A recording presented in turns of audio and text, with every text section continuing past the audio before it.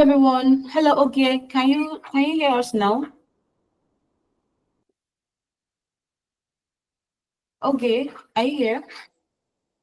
Sorry, we are having some technical issues from StreamYard. That's the third party that connects to LinkedIn. Apologies for that. So that's why we had to redirect us to this place so we could just have it here. So I'll leave the floor for Ogie because she's the one to continue on this. So Ogie, please, can you come up now? Thank you.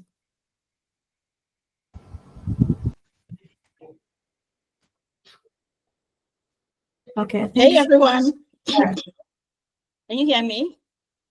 yes, we can hear you. Thank you so much for your patience. As you know, we had some technical issues on the LinkedIn Live, but we are not letting that stop us. And we've moved here so we can continue these important discussions without interruptions, right? And I appreciate you all for making this switch so quickly. So let's continue with what we have today. So good morning, good afternoon, good evening, depending on where you're joining us from. Welcome to today's LinkedIn Live session. It's hosted by A&D Forensics. And I'm so excited to be leading this discussion today because we know that crypto compliance is not just about ticking the boxes. It's no longer about just following the rules. We know that it's actually about survival. It's about staying in business. And for businesses and exchanges, compliance is no longer one of those things that is required. It's no longer a requirement. It's what keeps them running and protects them from major risks, right? And as we can see, that non-compliance is also not, it's no longer a legal issue. It's a direct threat to the business itself. And that's exactly what we're going to be talking about today. We're going to look at the cost of non-compliance for crypto exchanges, what KuCoin's case teaches us, right? And recently, we know that KuCoin was fined $300 million for failing to meet compliance standards, right? And this is just one of the many enforcement actions we are seeing, and we can see how it's truly shaping the industry. But today, we're not just talking about KuCoin. It's also about the global shift in how crypto is being regulated. Because for us in Africa, the big question is, are we prepared for this new wave of enforcement? And what should businesses be doing right now to stay ahead of these changes? So today we are going to break that all down, right? We're going to look at what went wrong with KuCoin. We're going to look at the key compliance lessons every exchange globally and in Africa must learn, right? We are also going to discuss how crypto businesses can stay ahead of regulators and how these recent enforcement actions are also shaping the future of crypto industry, especially in Africa. But before we dive in, let's hear from our amazing audience. If you've been following this KuCoin case, I want you to drop a fire emoji in the chat. Drop a fire emoji in the chat if you have been following up this case. Because when I first heard about it, I was literally shocked. I was like, whoa, $300 million? Like, and not just that, with other penalties as well, right? So when you heard that, were you surprised when you heard about it? Do you think, oh, these regulators are just being too strict? What are they doing? Or do you think, yes, this is actually necessary? It's necessary to step up and then clean up the industry. What were you thinking? Do you think regulators are being too strict, or do you think this is a necessary step to clean up the industries? We would love to hear from you. We'd love to hear from you. Please drop your comments in the chat. If you want this to be interactive, so please don't hold back. Drop your thoughts in the chat as we go. If you have questions as we go along as well, please drop them in, and we'd love to hear from you. And of course, we'll have a dedicated question and answer at the end where we'll take many of your questions as quickly as possible, okay? So please keep them coming. I can't see messages in the chat. Is it just me, or you guys are not sharing your thoughts? Please let me know what you think, okay? And for those of you joining us for the first time, AMD Forensics is a leading blockchain investigation and compliance firm operating across Africa. We work with crypto businesses and virtual asset providers to help them stay compliant and manage risks. We also work with the law enforcement agencies and regulators and the financial institutions as well. And our key services include the blockchain forensic investigation and crypto tracing to track illicit transactions. AML crypto compliance audits to help businesses stay compliant. And we also offer cybersecurity risk assessment for blockchain related businesses. And we also offer specialized training programs for banks, financial regulators, law enforcement, and other institutions. So you can see that at A&D, we are committed to strengthening crypto security and compliance across Africa, right? So if we came from LinkedIn, and I'm sure once we are done here, you can always go back to our page to follow us, because if you follow us, we're going to be sharing a weekly newsletter every Friday where we break down and serve you with the latest compliance updates. So I'm sure you don't want to miss this. Okay, so now it's time for me to introduce our two incredible experts in the crypto compliance and investigations, and they are bringing valuable insights to this discussion. The first person we have is Mr. Stanley Golomo. He's a certified crypto compliance specialist with expertise in blockchain regulation and risk management. And the second person we have is Chioma Onyekelu. She's a certified cryptocurrency investigator and CAM certified AML expert, specializing in financial crime prevention, forensic investigation, and regulatory compliance in crypto.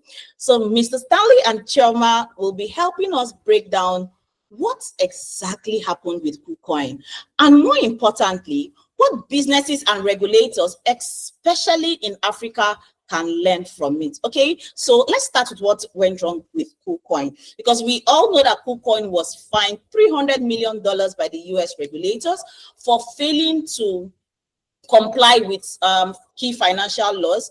And this case is quite significant because it shows how serious regulators are when it comes to enforcing compliance in the industry. So we'll start with Mr. Stanley. Mr. Stanley, are you there? We'll start with you, Mr. Stanley. Can you help us break this down? What were the biggest compliance failures that got KuCoin into trouble? Hey, can you hear me? Thank you very much. Okay. Yes, we can. Yeah. Welcome, Mr. Stanley. It's a pleasure being with you and everyone here. You've already introduced me, so I don't need to introduce myself again. KuCoin, as we know, is one of the biggest cryptocurrency exchanges in the world. In fact, it is ranking number 8 in the cryptocurrency coin market cap. So you can imagine how big they are. And if you look at transactions volume on KuCoin on a 24 hours basis, they do transactions worth over billions of dollars on daily basis. So you can imagine how big they are. And looking at their user base, KuCoin has over 30 million active users globally, and they are operating in so many countries around the world, including the US that they have been operating. In fact, KuCoin has started operation since 2017. 2017 that KuCoin started this operation, and they've been operating and still operating up until now. But there is something very disastrous that this whole situation brought up about KuCoin. And it opened a lot of, in fact, it opened our eyes on a lot of things when it comes to compliance. That KuCoin has been failing in terms of compliance all these years.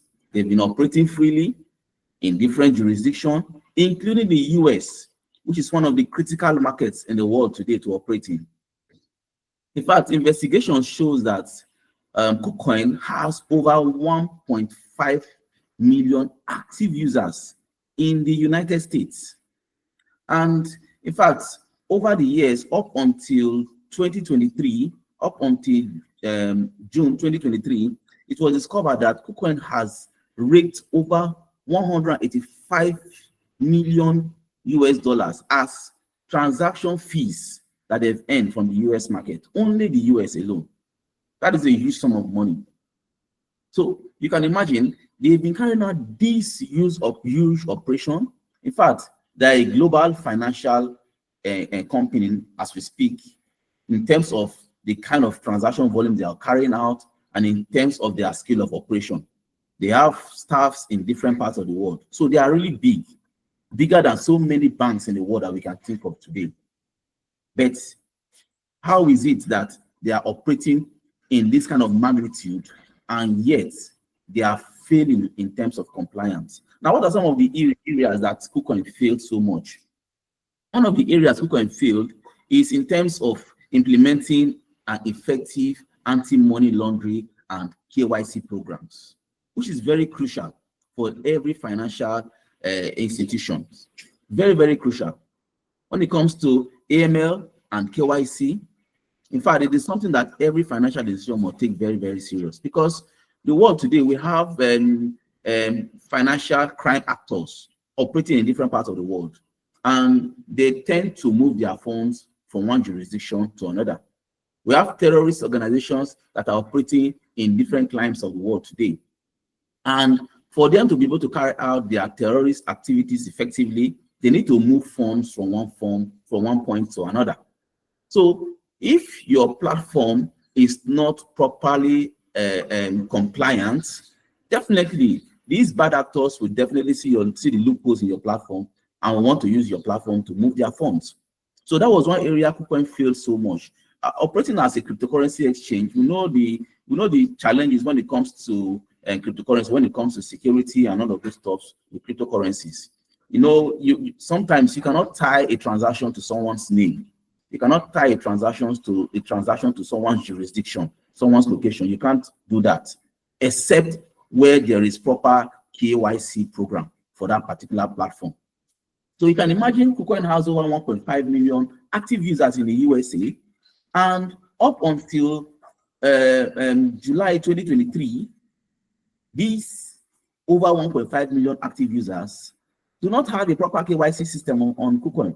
There is no location. You can't identify the names of these persons, these individuals. You can't identify their age. You can't identify anything about them, but they are on KuCoin.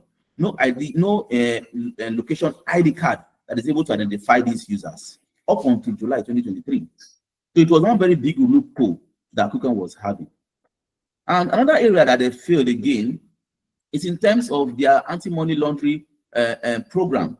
They don't have any policy in place that shows that, look, we are compliant when it comes to anti-money laundering.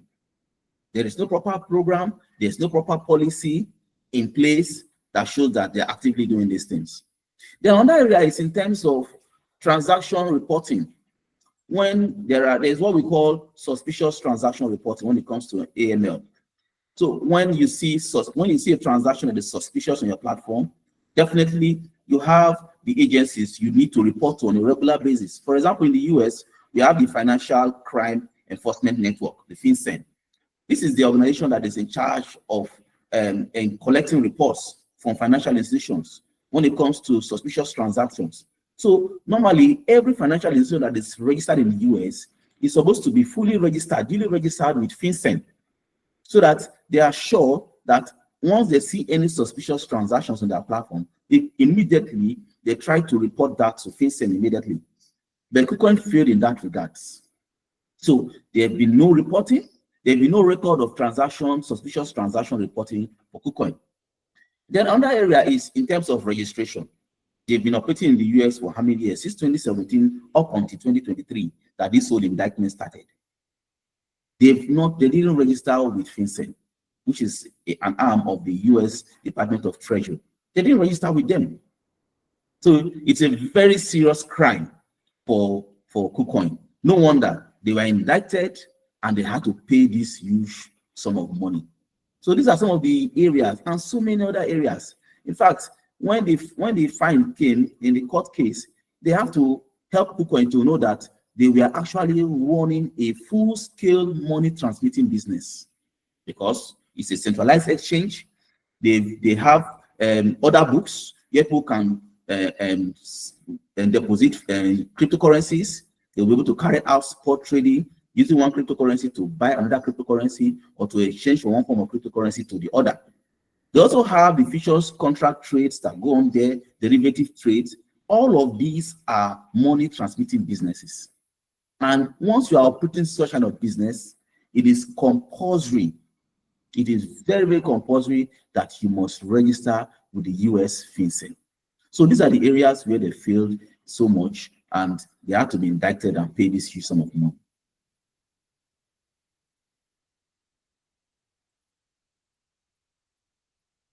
You are muted.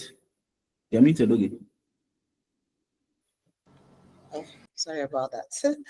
All right, thank you, Mr. Stanley. That was an excellent breakdown of where KuCoin went wrong. So in summary, we are looking at a situation where KuCoin failed on multiple fronts. They did not register with regulations, their KYC policies were weak, and they allowed billions in transactions that were tied to high-risk entities, right?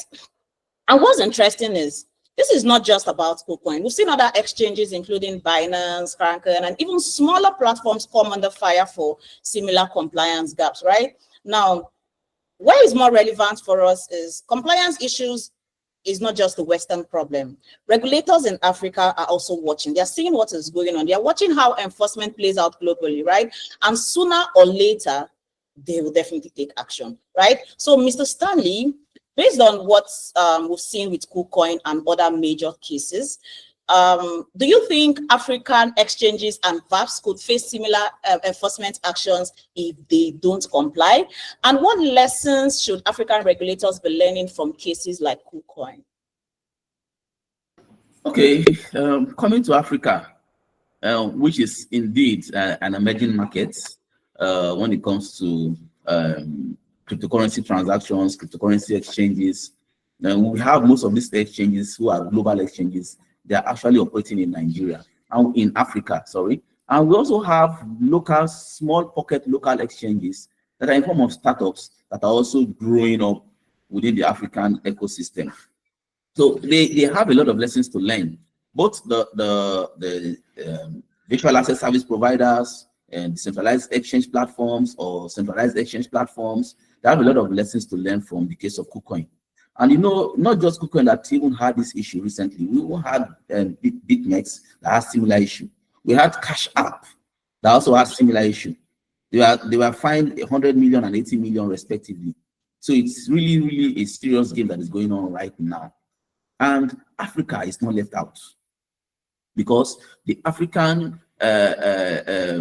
the agencies that are in charge of financial intelligence within the African market, they are working so hard. The Security and Exchange Commissions of these various clients are also working so hard. For example, the SEC in Nigeria, they've come up with their own regulations. And every cryptocurrency exchanges that want to operate within the country must ensure that they comply with these laws, with these regulations. Because if they don't, definitely the hammer of SEC will definitely hit on them. One day it will hit on them. Imagine KuCoin has been operating since 2017.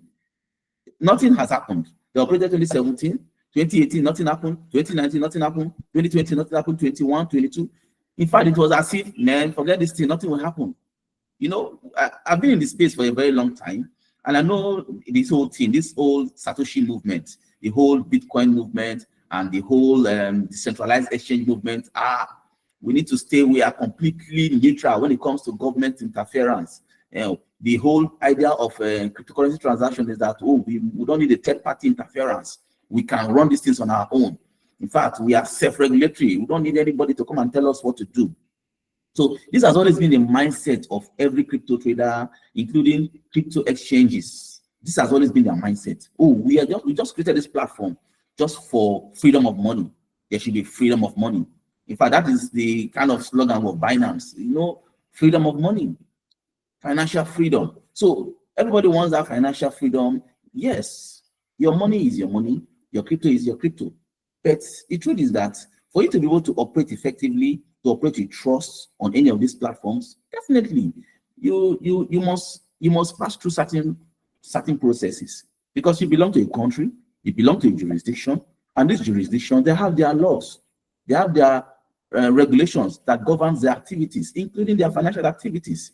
So they must come up with these regulations, and it is very important that we adhere to these regulations, because if we don't want to adhere to them, definitely we are going to face similar issues that KuCoin is facing. So for crypto exchanges that are operating within the African countries, especially in areas where they've come up with their own regulations, for example, Nigeria has come up with its own, Central African Republic, Botswana, even Kenya, and I know Ghana. I also heard of Ghana coming up with their own very soon. So these are regions that are already coming up. They are learning from the international bodies like FinCEN, Mika, and all of that. They are learning from them, and they are seeing what is happening in those regions. So definitely they want to borrow a gift from those regions and come up with their own regulation that fits to the local settings. So it is very important that these exchanges comply with them. When it comes to registration, they say you have to register. Yes, for example, in Nigeria, SEC is saying that you must register with Security and Exchange Commission. They are set down rules. You need to register with them. Those that are involved in the organization from the onset, SEC needs to know who are these persons. They need to also know of your compliance officer. So every startup, whether you're a startup, exchange, or you are an existing exchange, it is very important that you have a compliance officer. You need to have someone that is in charge of your compliance, that will ensure that from the get-go, you have put your compliance policies in place. You have put your AML policies in place. You need to put every of these standards in place so that whatever comes up, you will not be afraid that, oh, even if there are no registration process at the moment, it may be in region, you are operating in regions where this registration process are not, these regulations are not active. It's still important that you set up your own internal structures properly, so that even when these regulations comes, you are 100% ready to face them. So that when they ask you for anything, they ask you for all this and all of this, you're able to provide this information to them. So these local exchanges must learn from a very big lesson from the case of KuCoin, including regulators in this part of the world. They also need to learn from what FinCEN, Mika, the rest are doing, and ensure that they come up with a proper structure so that they'll be able to put compliance in this right place. Right. Thank you, Mr. Stanley. Thank you for that point. Yeah, we can see that African regulators are watching how enforcement is really playing out globally. And when they strike, I'm sure theirs will definitely be hotter. But beyond regulation, another big problem is compliance failures from within. Now, this question is for Chioma. Chioma, are you here? So from your experience, what was the biggest red flag in how KuCoin handled compliance? What was the biggest red flag? Okay, so first of all, thank you for having me. And to talk about red flags, you can't talk about red flags without understanding what red flags are. So what are red flags? They're just indicators that will tell you that, oh, this thing it's bad, it's a sign. Just the way when you're ill, you go to the hospital, you need to tell your doctor what the signs and symptoms you're experiencing are. And from there, the doctor can decipher, oh, this is probably what you're going through. So for red flags in this particular scenario are those things that you should watch out for. Those things that when you see that, okay, this is a bad sign for me, calculate your risk, you take your decision. So for instance, KuCoin made it very clear that KYC is not mandatory on the platform. So that's the red flag. But that was the biggest. Okay, it goes to the point to say that your compliance posture is very important, because for you to come out and say that, oh, you don't need KYC to come to my platform, that means you're admitting everybody. That means the bad actors, the good actors can come in. And then you, as the cool, nice person that wants to go and do your normal trades, you want to be fine, you want to do your investment, you don't know that you're competing with bad actors. So KYC, in fact, there's this norm and this shift or perception that exchanges that offer KYC or make it their compliance culture is very correct, that they have KYC procedures in place. People tend not to go to that platform. Why? That shouldn't be the case. That should give you more confidence to go to that platform and interact and do your business, because you know that the exchange will sit on it and make sure that they sift the bad actors from the good guys. So one big red flag that exhibited that should be seen or be a pointer to everyone is the fact that they made it very clear that you don't, even their staff were saying it, you don't need KYC, you can come in, do your free money, freedom. That's a very big red flag. All right. The next red flag could be that they don't have a license. Of course, for the US jurisdiction, you need to play. If you want to play in the US jurisdiction, for instance, you need to have a license as a money service business, right? KuCoin never had that license. And in as much as they were able to operate even before they had to, let's say now, get their KYC, do you know what they did? They just did KYC for people that were coming in. They didn't remember the people that were already on the platform, which is another bad thing. So if your exchange is caught up in that mist, in that fact that, oh, you started and you didn't do KYC, then start it.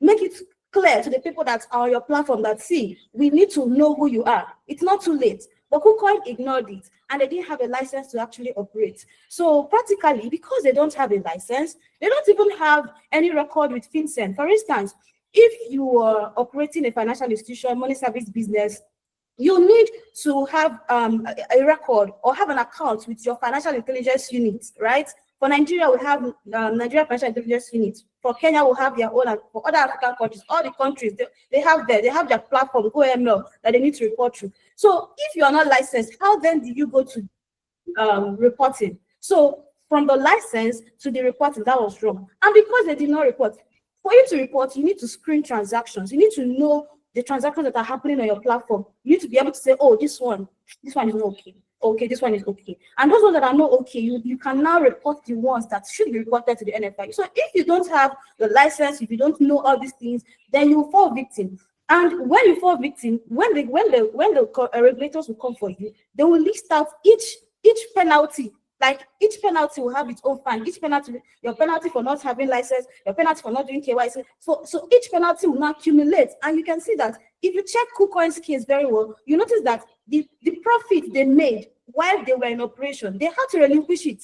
So imagine if you had made profit and you now give it as fine, why were you in business? So imagine the founders actually now having to step down. The founders, the profit they also made, they also had to relinquish it.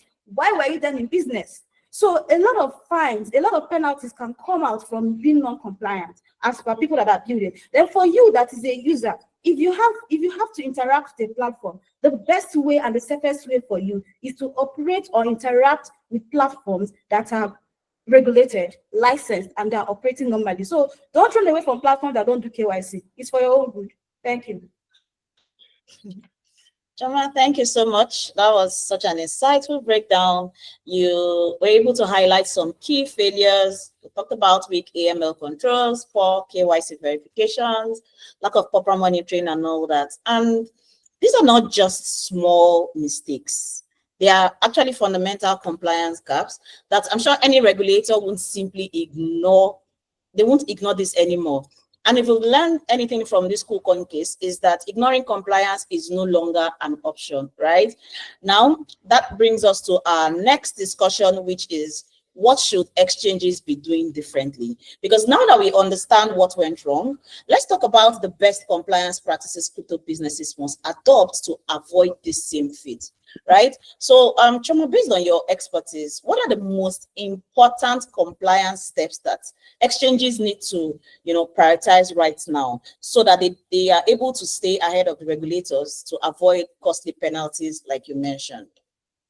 Thank you for that. So when you say most important, I was wondering which one should be the most important. But then when you're talking about building a compliance program, it's a set, like a set. You have to finish from A to Z. There's nothing like this is the most important. The only thing that one step can lead to another, and then you progress. Okay. So the first step is to get your legal registrations and every other thing. But then, even if you don't have a license, right, you should know that you're supposed to build your compliance program. Starting from bottom up, okay? Have your compliance officer, very important. It doesn't matter whether you're just starting up. You can hire people that are just starting as well. So far they are competent, you can start with them, build it up, right? Have your compliance officer. You will have to have your policies, compliance policies. Policies are different. You'll have to structure your policies in line with the regulations. So you need to know your regulators as well. You need to know, is the FCA regulating you? For UK, in Nigeria, is the SEC, CBN. Who are your regulators? You need to know them. What are they saying? You need to understand that and put it into your policy. And then have procedures. Procedures are more like how to, normal, if you want to do this, how to do this, how to do that. So it has to be detailed. And the essence is that anybody in your team, in your department, can pick up the procedure and work with it. Then you set up your controls. So that one is by the side. Then you come again and do your risk assessment. Okay. In fact, your risk assessment should even come before you put controls. So your risk assessment is more like checking everywhere. There's what we call inherent risk. You check it. The FATF has adopted the risk-based approach. So you check from your product to your channel, to your geography, to your customers. What are the inherent risks? What are those risks that they have? For instance, crypto is very volatile. For instance, crypto can cross borders within a second. It's no longer like the normal fiat that you're handling. It's different. So you need to know that that is an inherent risk. Then when you admit that, when you accept that, you go further to set controls, okay? You put your mitigations in place. So what should you do? In this case, do your KYC for people who are coming to your platform. That's a control. Then there are some risks that will be remaining after, even when you set your control. They are called residual risk. So you're going to do this all around for all the risk in your platform. And that's what called enterprise-wide risk assessment. That's for the compliance officer. And then when that's done, you also need to train your team on AML. Last week I was discussing with one of the compliance officers in a bank, and he was telling me for CBN, you need to do your AML training at least 4 times in a year. So the compliance department will take charge of that training. So it is the same thing for every financial institution, for crypto. So you can at least do that, and probably once in that year, you hire somebody that is an expert to come and train you. What are they training you on? AML, everybody needs to understand it in your platform. You need to know the various forms, because criminals are evolving. It's not the way they started that they are still doing it now. So you need to know the numerous trends that are happening. So that training is very important, very key, okay? All right. Then after that, you also need to, and of course, regulatory standard, you need to submit your training plan. You need to submit it to your regulator. They need to know that you want to train. And they will come back and make sure that you train them, right? So that's for training. And then another thing is to keep records. What are the records? In fact, I made a post the other time. I said, if it's not documented, then it did not happen. That's what regulators are looking for. Where is the evidence? Show it. Write, document. If you're not good at writing, keeping records, you cannot be a compliance officer. That's number one. You have to make sure that at any point this is requested from you, you pull it out from where you have kept it and present it. And we have an actual retainment period of how long you need to keep your records. You don't just say, oh, this customer, you keep it and trash it. No. So those are the practices. Then you need to also do audits, independent AML audits, right? So you have your compliance program. But how sure are you that it's effective? That's another thing. So you can call in your AML audit partners. For instance, we do that. We are currently doing that for an exchange. Okay, so we can come in, test your platform, make sure that it is actually effective. All right, your regulators want to see that as well. Okay, so then you do your reporting to NFIU. Of course, you have too many types of reporting, CTR and STR and all. So those are the standards, and we can't finish that in a class, just this webinar. But this is just like a foundation for you. Thank you. Yeah, that foundation was a solid breakdown. Thank you for that breakdown of the best compliance practices. But while these practices are being enforced in places like the US and Europe, Africa still faces some unique challenges, and I'm sure you agree with me on that. Because one major issue is that many African law enforcement agencies still rely on foreign bodies for crypto-related investigation, and this raises an important question. So how can African regulators and enforcement agencies build their own capacity, right? How can they do that, Choma? Okay, so when you came up with that question, I just heaved a sigh of relief. I was like, oh God. So apparently capacity building, you've mentioned it, like it's very important. As a regulator, you cannot regulate what you don't understand, all right? And as a law enforcement agency or as an investigator, for instance, like I always say, you cannot pursue the money you don't understand how it works. Because by the time you're here, they're already dead. You need to calm down, understand how it works, learn it, be trained, acquire necessary capacity. If it's going to take you a lot, bend down and learn it. It's new, it's something different. It's different from what you have known all these years. Trust me, it is. So you need to learn. And in that light, we also give our support to law enforcement agencies to train law enforcement agencies in the past of different jurisdictions. We do that. We offer our support. Even regulators, we offer our support to the regulators as well. So in case you are also a law enforcement agency or a regulator here, you can actually reach out to us. We have an open door policy. So it's capacity building. Then the next thing is tools. Like the criminals have upgraded to sophisticated tools, and you cannot be pursuing them with your shipwrecked small tool. You cannot catch them. So your tools needs to be top notch. You need to invest in tools, and trust me, these tools are quite expensive. It's very sad that we don't invest in tools in Africa. We don't, right? We don't invest in actually building the tools ourselves. So by the time we are trying to now go and outsource it, it becomes expensive for us because the exchange rate and everything makes it super expensive. So the best thing is even for us to invest in local made tools that can solve the same situation and the same problem for us. So those are the challenges I've seen with law enforcement and regulators. And I believe that with this, someone can pick up and take it from there. Thank you. Yeah, that's an interesting point. Thank you so much for that. Thank you. And to our amazing audience, I see your comments. Thank you for dropping them. Keep them coming. We'll have a dedicated question and answer session later, and we'll take as many questions as we can. Okay, so we're expecting your questions and your comments in the chat. So we've seen that waiting until regulators step in, like the KuCoin's case, can actually be very costly. It can be disruptive and even damaging to a company's reputation, right? So Mr. Stanley, seeing all of this, what specific steps should exchanges take right now to make sure that they don't end up in the same situation? Okay. So you see any exchange that is, whether you are coming in new as a startup, you must be ready. And don't just say, we are a startup, so we don't have money. You need to go and look for money. That's the first thing first. Running an exchange business is not a regular kind of business you want to run. It's not a regular kind of startup. You need some good sum of money to go to run an exchange. That is number one. You must be financially ready to run that kind of business. It's a money transmitting business, so it requires a huge sum of money. Even going to CAC to go and register your company as a money transmitting business, it costs a lot of money.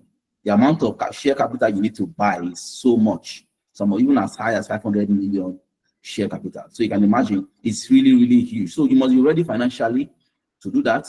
Then you must have, from the beginning of your business, your exchange business, you must have a compliance officer on ground.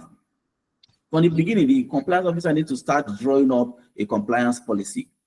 You must know your risk appetite from the very beginning. The kind of business you want to run, you need to know the extent of risk your business is ready to take. So running a cryptocurrency exchange business comes with a lot of risk. It's a high risk business, I must tell you. It comes to security, is a very, very risky. Recently, my own personal wallet was hacked. So you can imagine, we've seen hacks on various exchanges, even big exchanges as Binance has been hacked in the past. So you must be ready for that. You must have proper security structure in place. In fact, these are part of the things that the regulations are putting in place. So before you want to come in to run an exchange business, the part of the regulatory requirement is that you must have proper security structure to ensure that users' phones that will be on your platforms are secured. Then the KYC policy is very, very important that I've mentioned about. You must have that in place.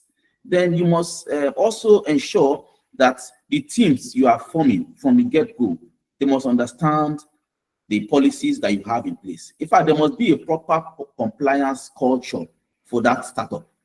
It should be a culture in the business. Everybody, every staff, right from the top management down to the lower staffs, must understand the compliance policy of the company. It must be a culture. In fact, they should wear it like a clothes on their body on daily basis, knowing that, look, we must stay compliant at all times. They must also have a proper KYC structure in place. In as much as it's a new business, a new company, you must ensure that you have proper KYC structure. And you have the proper technology that will enable you to extract these KYCs properly, to ensure that users that are coming to your platform to register will not just register. Like, for example, in Nigeria, I know previously in the banks, if you want to open a bank account, they'll just tell you, your name, your phone number, and your address. You open a bank account. But it has gone beyond that now, because they must ensure that proper KYC structure is in place. Now, banks go as far as even asking you of not just your house address, they'll start asking you for the nearest milestone to your house. They will start asking you about the color of your house. In fact, one of the days I wanted to open one account, when they were asking for that kind of question, I was like, why are you asking me for the color of my house? In fact, the next thing you ask me is, what kind of television do I have in my house? What kind of chair do I have in my house? What is the color of the inner of my inner room? You know, and there's also what they call liveness check. So they want to also be sure of the information you provided, if it is actually correct. So they have technology, they have tools that are able to detect if the location you've given it is actually you that is still in that location through this liveness check. But these are expensive technology. But for a start, you can come up with a simple draft policy on how you intend to extract your KYC from your custom, from your users, and be coming to your platform.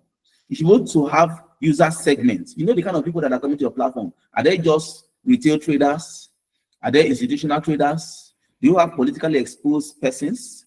Do you have sanctioned individuals that are coming to the platform? You must have this segment of users from the get-go. So that's because you know this financial crime and this financial bad actors, they are interested in platforms. Even if it is new, they're interested in this kind of platform because they know that they won't have proper KYC structure in place. So they'll quickly go to this platform. They'll bring volumes of money for you. You'll be happy. You just started under 6 months. You have done transaction worth over $1 billion, and you are very happy.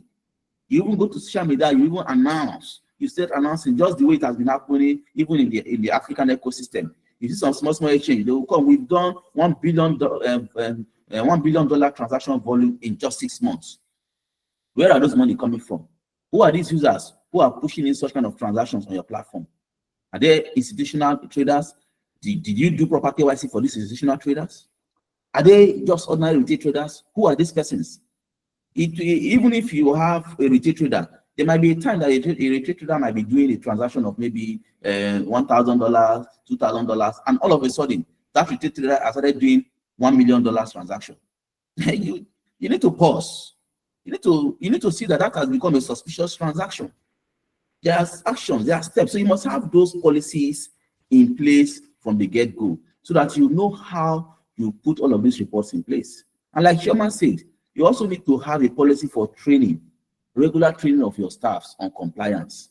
So these are just few of the things that must be in place for whether you are a startup, even if you're an existing exchange, you've not done these things, you need to go back to the drawing board and make sure you have, maybe you get an audit form, a third-party audit form, or a third-party audit company that will come to audit your company to see areas where you are lacking and give you recommendations that will help you to stay on track. So these are some of the things that these new exchanges need to put in place. Okay, thank you so much, Mr. Stanley, for that. So in other words, exchanges need to be thinking about becoming proactive and not just reactive when it comes to compliance. Because the reality is regulators are not just watching anymore. They are taking action, right?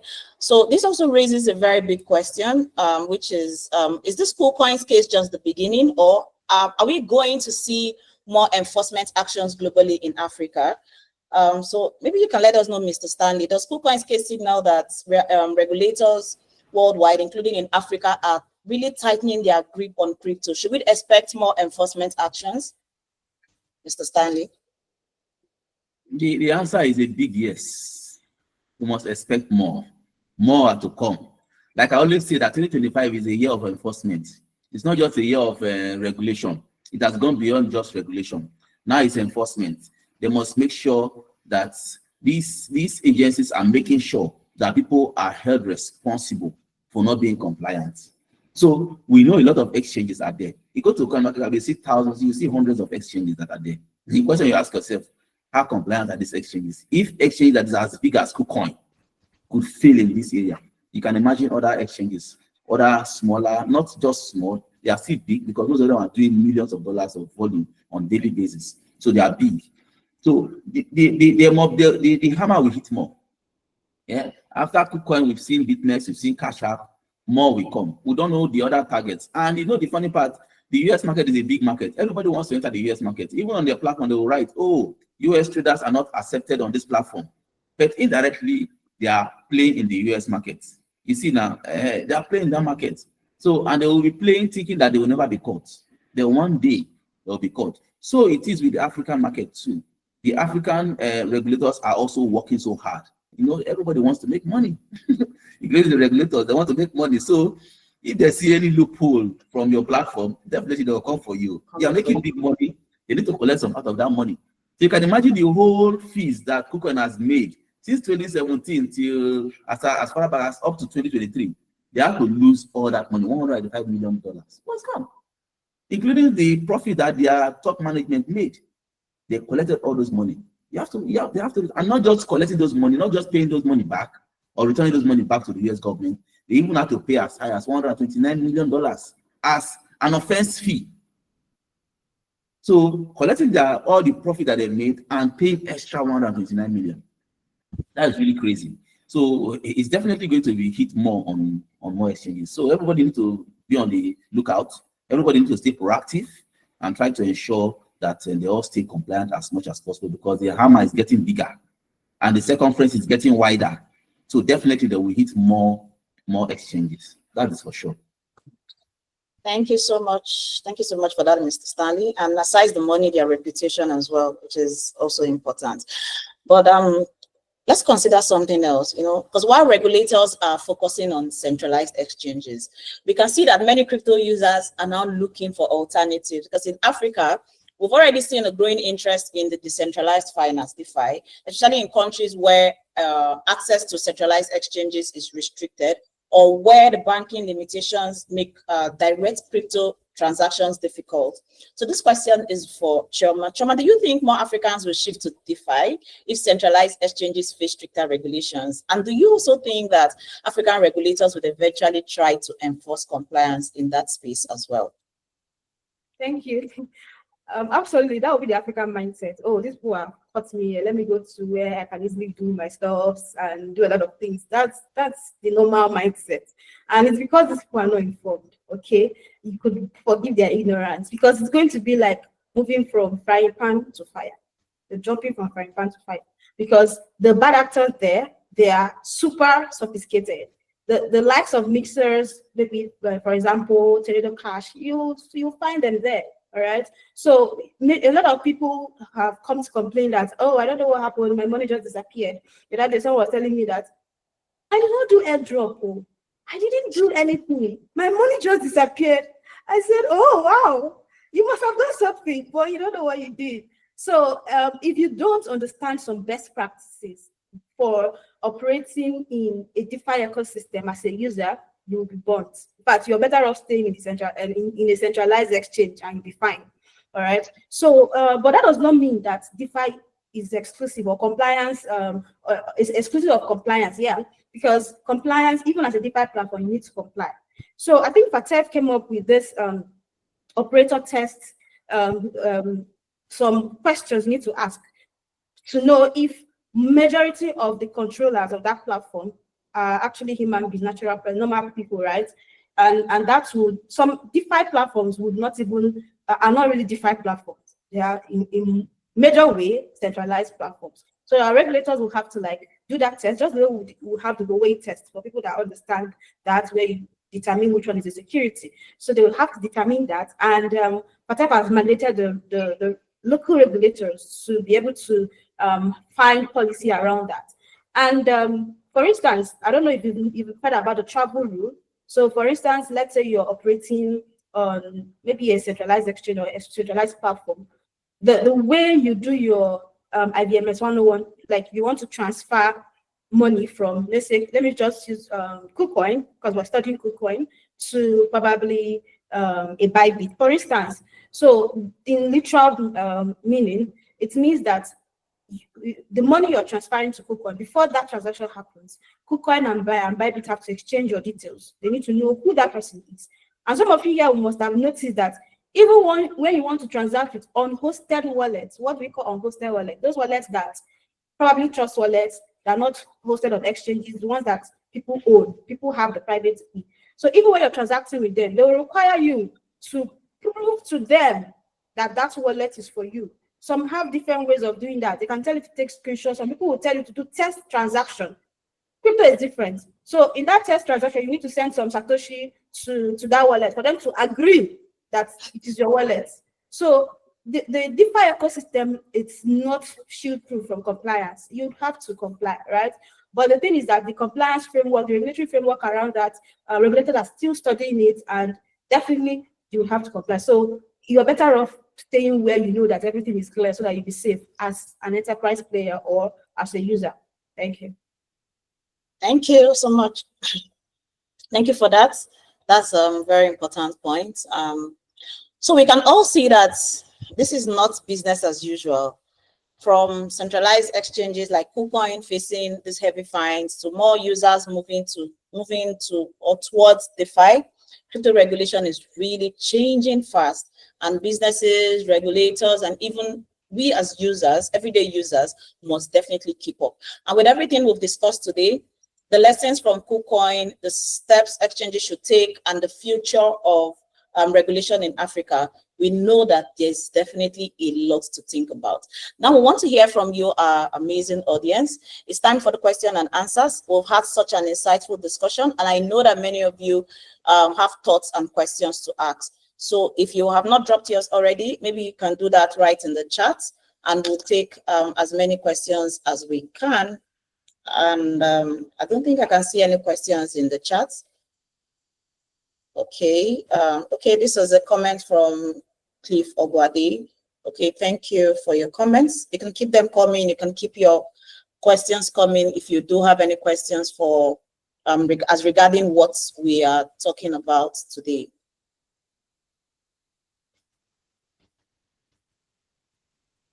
Okay. Someone raised his hand. You can actually raise your hand. Yeah.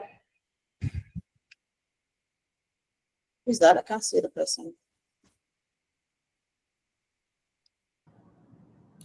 Off. Okay. Okay. All right. So you file both STRs and SARs to the NFI. Yeah, of course you do. STRs are actually different from SARs. Suspicious transactions and suspicious activities are actually different. So you file them to the NFI. Yes, that's yeah.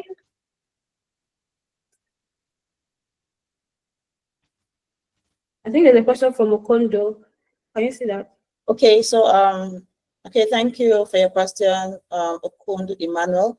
Mr. Stanley and Mrs. Choma both spoke about exchanges meeting compliance requirements. I believe that exchanges failing to meet these compliances can also affect users. So as users, how can we identify and reduce compliance risks to prevent them from becoming a problem? So Ms. Choma, can you take that question? Okay. So as users of an exchange, that's my understanding. How can we identify and reduce compliance risks? So apparently, if you were here in the beginning of the call, you understand that we explained some red flags. So those red flags are actually for you, the users, right? So you're the one to now say that, oh, this exchange is not serious with being compliant. And there's what we call compliance posture. Any exchange that is compliant will tell you that that exchange is compliant. When you go to the website, you'll see a lot of things. Even some go as far as mentioning their AML policy, bringing up there to make sure to tell you that they are capable of holding your funds for you or stuff like that, or letting you into their platform. So as the user, you should watch out for those red flags, right? So you should avoid those exchanges or platforms so that you are sure you're safe. And then you also need to take responsibility for your actions as well, because this is crypto. Everybody wants to say, oh, it's you that caused it. You shift blame. You make sure that you are pushing blame to other people. Exchanges are for trading. Okay. So I always tell people that because exchanges are centralized, even when you're trusting them, what you're doing there is to trade or you do your activities. You don't save there, right? So you also have to know the risk you're taking, because to the extent that if that exchange gets hacked, it will take a lot of regulatory effort, a lot of intervention before you get your money back. For instance, you know what happened to the FTS case. A lot of people lost their money in an exchange. Okay, so you need to actually take calculated risk. Okay, you need to open your eyes. You don't need to be dumb. So even if you are doing all those stuff, you just need to learn. Okay, when you learn it, when you understand it, you're able to save yourself from all those stress. I think that helps to answer that question. Okay. Yeah, and I want to add a little to that too, in terms of understanding where you are trying to carry out your transactions. You, as a user, that is why it is encouraged that even if you are coming to the crypto industry for the first time, you are coming in, you need to be properly educated. Education is very important. Don't just jump into the ecosystem and you just start playing in any platform. We always encourage that you get proper education on how the market works. And you also need to understand how different exchanges work. We have decentralized exchanges, we have decentralized exchanges. So you must know which area you want to play in. Like recently now, you see most exchanges now are now also declaring their proof of funds. You know, because every exchange must be able to separate users' funds from their own personal funds. There must be this segment of funds. So most exchanges now are being forced to put this out on their platform with links that will direct you to their reserve, their proof of reserve. They also have ones that have insurance funds, like a backup fund. In case there is a problem, they will make sure that users' funds are safe. We have what we call SAFU. Users' funds are SAFU, they are safe. So you must ensure that any platform you are going to trade on, you want to take time to investigate that platform properly, and ensure that there is proper KYC process. Yes, sometimes the KYC process, you might be complaining, users want something that is easy and simple. Yes, but you cannot just eat your cake and have it. So it is important that if you see an exchange that is critical when it comes to KYC, you should be more confident about such exchange because they are doing the right thing. Don't just go to an exchange that will just, anything you just submit, they will just accept it. No.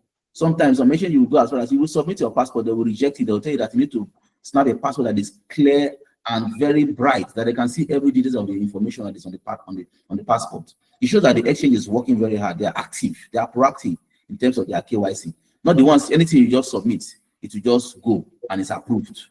And so these are some loopholes that you look at.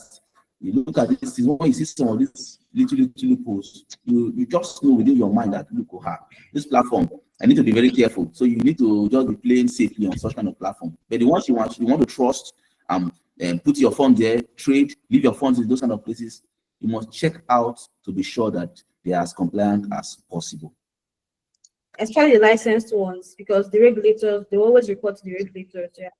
Another thing is, as users, we can also try. For instance, I think today we discovered a lot while we were going through in the office, while we were going through the SEC regulatory guidelines. It's very important that we also go through them because they're public information. You might see something that applies to you and you don't know, and that's not, ignorance of the law is not an excuse, right? Go through them. If you don't understand them, look for lawyers or legal professionals that can interpret it for you so that you understand what you're supposed to do as well. So a lot of people shy out from information because we don't read, we don't like reading. Okay, so you can do that self-education. Go to SEC. SEC has that guideline. Read it and understand it. Thank you.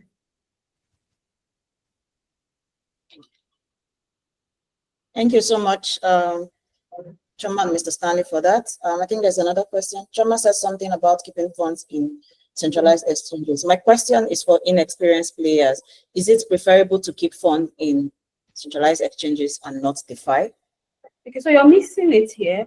So where you keep your funds, in crypto, you have what we call wallets. Like, yes, to a layman, I don't want to speak as an investigator now. Okay, so to a layman, that is not the technical meaning, but to a layman, your wallets are where you keep your crypto. Okay, technically it's not, but to a layman, your wallet's where you keep your crypto. So you have the opportunity to have your own key yourself. Nobody is going to know that.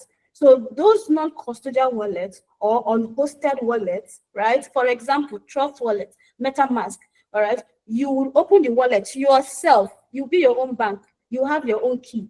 Anything that happens, you are the cause. You did not, nobody did it. Nobody, it is you. So that one, you know that you own responsibility. You can even go as far as using offline or that's cold storage wallets.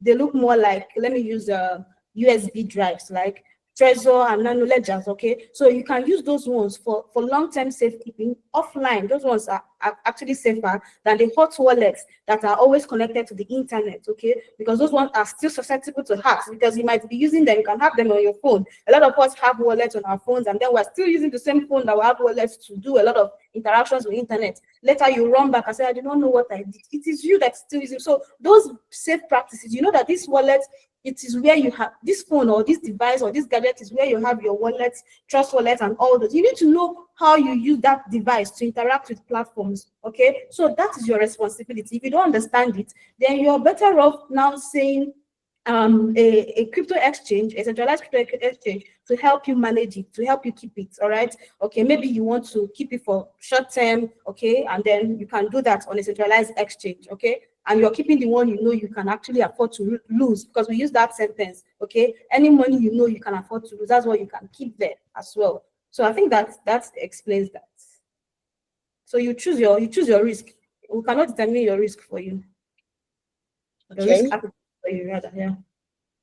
All right, thank you so much, Choma. Thank you so much, Mr. Stanley. We've had such an insightful discussion today, and today we have seen that we've explored the key compliance failures that led to KuCoin's $300 million fines.